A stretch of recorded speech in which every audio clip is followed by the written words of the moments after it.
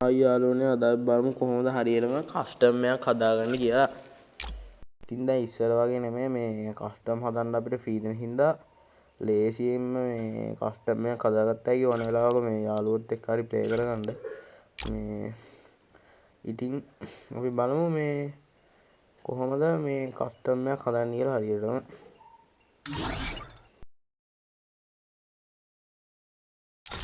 ඉස්සෙල්ලාම ඔතන ගිහලා ක්‍රියේට් කියන තැනට යන්න ඕන කහ පාටින් දකුණු අත පැත්තේ තියෙන ක්‍රියේට් කියලා බටන් එකට ඔවුන් යනවා. ඊට පස්සේ ඔයාගේ යාළුවොත් එක්ක සෙල්ලම් කරනවා නම් වෙන අයට එන්න බැරි වෙන්න අංක වලින් විතරක් පාස්වර්ඩ් එකක් දාන්න ඕන.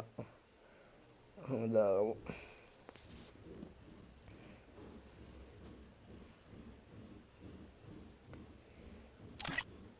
ඊට පස්සේ තමයි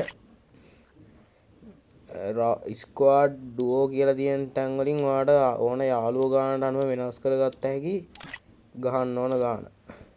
ඊළඟට ඔතන රවුන්ඩ්ස් කියලා තැනක් තියෙනවා. මේ එතන 13 තමයි දාන්න ඕනේ හරිම කස්ටම් එකක් ගහන්න. ඊළඟට ඔය ඔතන ඊට මෙහා පැත්තේ තියෙන්නේ එන කොයින් ගාන. ඒක ඔය වැඩිමයකට දා ගන්න ඕන.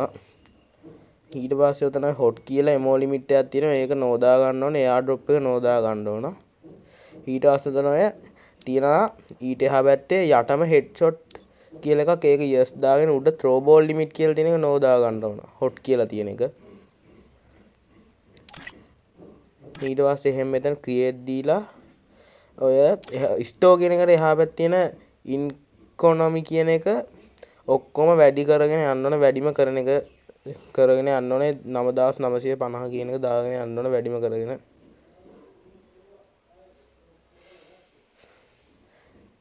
එතනින් ඊට පස්සේ ඔයාලට ස්ටෝ කියන එකට ගියාම ඔයාලට ඕන අවශ්‍ය ගන් ටික වෙනස් කරගන්න පුළුවන්, මාරු කරගන්න පුළුවන්. ඔතනින් හරි ලකුණ තියෙද්දි ගන්න එක වැටෙනවා. ආයෙක අයින් කරත් නිකන් හිස් කොළ දෙද්දි ගන්න එක වැටෙන්නේ නැහැ. ඉතින් ඔහොමයි කස්ටම් එක හදන්නේ. ඔයාලට මෙතන මැප් උත් තියෙනවා බලා ගන්න පුළුවන්. ඒ මැප් වලිනුත් දැම්ම හැකි. ඉතින් ඔහොම තමයි හදන්නේ. ඊට පස්සේ එතනින් ක්‍රියේට් කියන බටන් එක දීලා යනවා. මමත් මේ හුඟ කාලයකට පස්සේ ගේම් ගහන්න ගත්තේ. ඉතින් ඔයාලට ඔය තියෙන්නේ මේ මගේ අනිත් account එක. ඔයාලට ඕන රික් එකක් දාන්න පුළුවන් සෙල්ලම් කරන්න.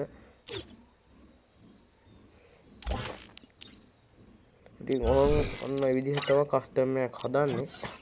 ඉතින් අද වීඩියෝ එකෙන් ගෙනාවේ කස්ටම් එකක් හදන විදිය. මම බලාපොරොත්තු වෙනවා ඉස්සරහට ඉවෙන්ට් ස්පින් කරන හැම වීඩියෝ ගේන්න සබස්ක්‍රයිබ් කරලා තියාගන්න. අදට එහෙනම් මම ගිහින් එන්නම්.